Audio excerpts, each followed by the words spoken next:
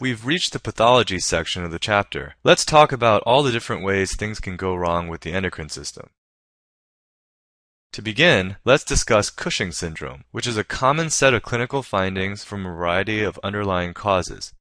The one universal feature is that there is excess cortisol, and the clinician's main job is to figure out the source of the cortisol. The most common cause by far is exogenous administration of steroids. Steroids are useful drugs that doctors prescribe for a variety of conditions, but unfortunately, if used excessively, they can cause Cushing's syndrome. In the less common situations where the sources of excess cortisol are endogenous, 70% of these cases can be traced to a pituitary adenoma secreting adrenocorticotropic hormone, or ACTH. When Cushing's syndrome is caused by a pituitary tumor, it is known as Cushing's disease. The remainder of cases can be attributed to either ectopic ACTH secretion from non-pituitary tissue, such as the infamous small cell lung cancer, or from adrenal adenomas, carcinomas, or hyperplasia. ACTH serum levels are useful in differentiating these different causes of Cushing's syndrome.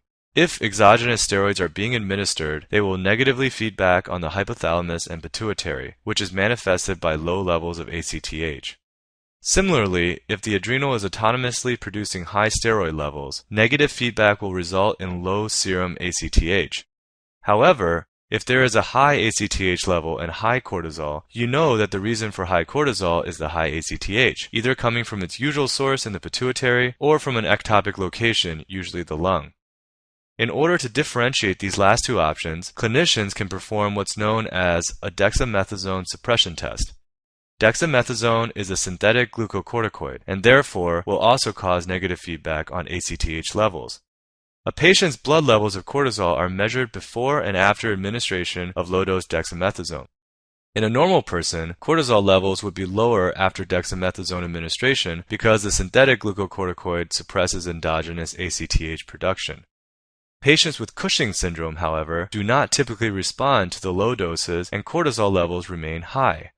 To differentiate the various etiologies of Cushing's syndrome, the next step is to give a high dose of dexamethasone and measure blood levels of cortisol for a third time shortly after administration. Reduction in cortisol levels by high dose but not low dose dexamethasone is indicative of Cushing's disease or an ACTH secreting pituitary adenoma. If the cause of Cushing's syndrome is an ectopic source of ACTH or cortisol, cortisol levels will remain high after both low dose and high dose dexamethasone. However, ACTH will be high for an ectopic ACTH-producing tumor, but low for a cortisol-producing tumor due to negative feedback. So we've talked about some of the lab testing for Cushing's syndrome, but what exactly are the clinical features of the disease? Some of the obvious external signs include weight gain, moon phases, truncal obesity, buffalo hump, and skin changes such as thinning and violaceous striae. Worrisome cardiovascular issues include hypertension and hyperglycemia from insulin resistance.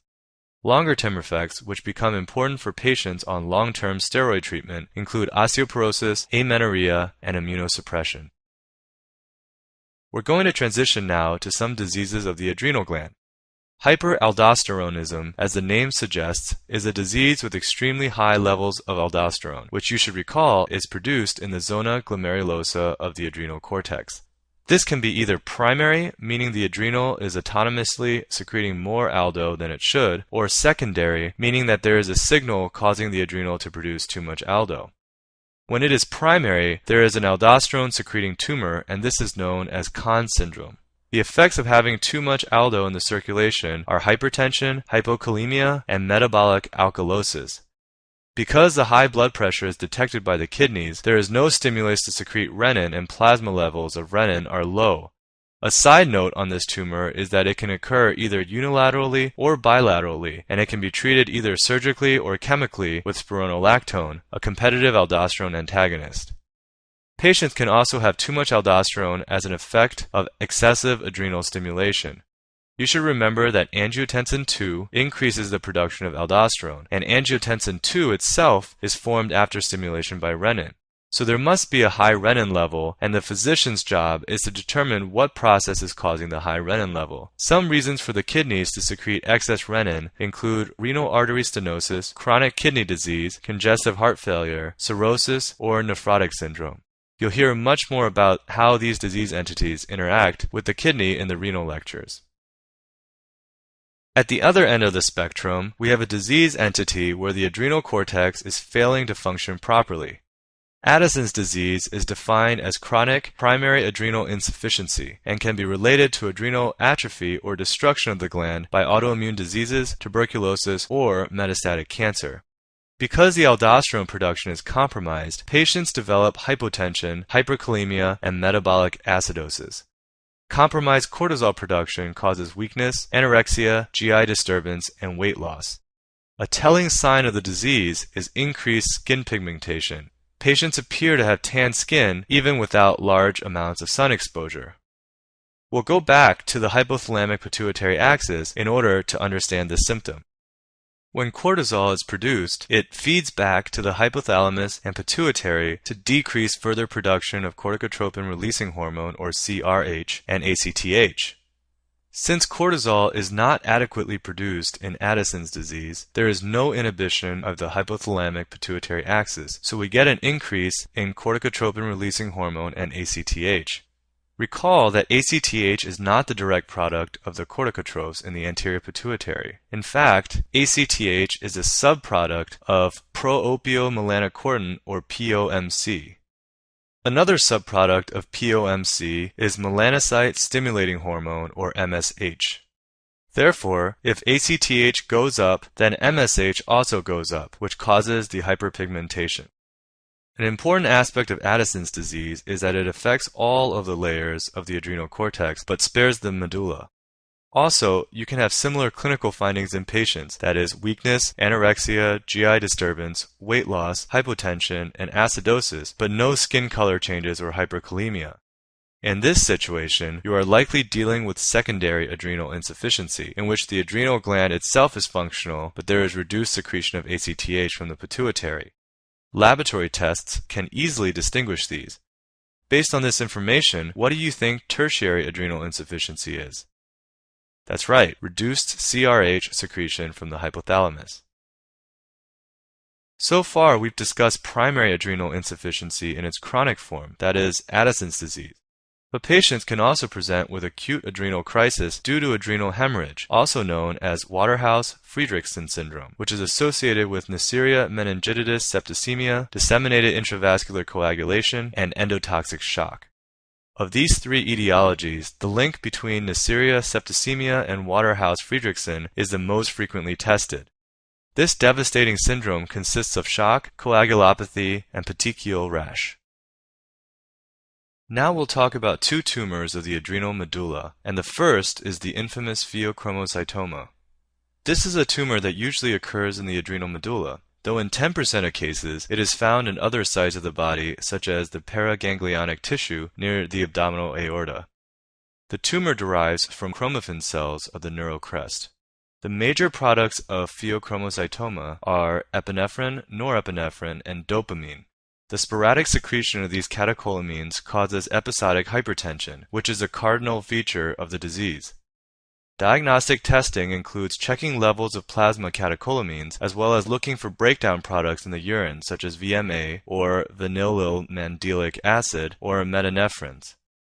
Definitive management of these tumors is surgical, but patients must get their hypertension under control for a period of months before they can have a safe operation.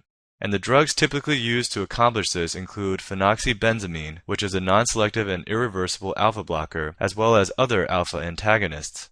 Recall from the pharmacology lectures that epinephrine and norepinephrine cause vasoconstriction by acting on the alpha adrenergic receptors, so an alpha blocker will prevent hypertension even when there are high levels of catecholamines in the circulation.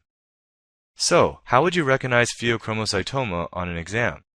There are 5 major signs and symptoms, and they all start with the letter P, so it's easy to remember. Pressure, as in high blood pressure, pain, and that's referring specifically to a pounding headache, perspiration, palpitations, which are associated with an elevated heart rate, and pallor. Patients won't present with a complaint of high blood pressure, but they may come in and say that they're having a headache, perspiration, and palpitations, the so-called triad of pheochromocytoma. You may have heard about the rule of tens for pheochromocytoma. Pheochromocytoma is traditionally described as being benign, unilateral, in the adrenal medulla, and occurring sporadically in adults. The rule of tens gives you all of the rare findings. In 10% of cases, the tumor is malignant. 10% of the time it will occur bilaterally, 10% of tumors are not in the adrenal, 10% of the tumors are calcified on imaging, 10% of cases occur in children, and 10% of the time it occurs in families. In the rare cases where pheochromocytoma is familial, it is usually associated with neurofibromatosis, MEN2A or MEN2B. We'll discuss MEN in detail in a few minutes. Lastly, you should be familiar with the pathway on this page describing the metabolism of catecholamines. Also, recognize that the final conversion from norepinephrine to epinephrine occurs only in the adrenal medulla because it requires the PNMT enzyme that is only expressed there. Cancer in children is quite rare in general, but neuroblastoma is one of the more common solid tumors found in children. This tumor occurs in the adrenal medulla, or anywhere along the sympathetic chain. The tumor is typically discovered by physical exam. Parents or physicians note an unusual growth in the abdomen, though there are many other clinical features. Lab testing includes elevated urine levels of homovanillic acid, which is a breakdown product of dopamine. These patients are less likely to develop hypertension compared to patients with pheochromocytoma. The key oncogene for this tumor is N-MYC, which has been associated with rapid tumor progression. Histologically, neuroblastoma is characterized by small, round blue cells that form Homer-Wright pseudorosettes.